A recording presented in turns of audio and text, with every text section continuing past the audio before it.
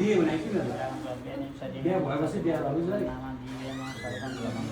छ बिहा भएपछि बामाग्नु हुन्छ क्या लेफ्टमा भए पनि राइट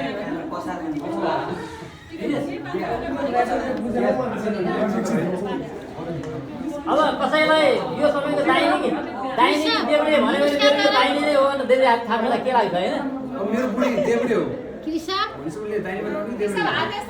नमस्ते गरे नमस्ते राइट हो दाहिनेको देब्रेमा पर्यो दाहिनेमा लाउनु पर्ने बाबुको दाहिनेमा लाउनु पर्ने बाबुले मेरो दाहिने यही हो भने देब्रे थाप्ने हो नानीले थापेर हेर थाप्ने जस्तो लाग्यो मलाई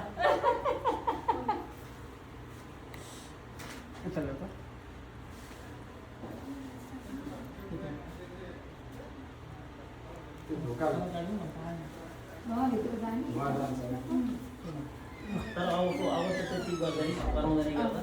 त्यस्तो लाग्छ मलाई पर्दैन अर्कोमा उसलाई दाहिने नमस्ते गरे उसले त्यही हात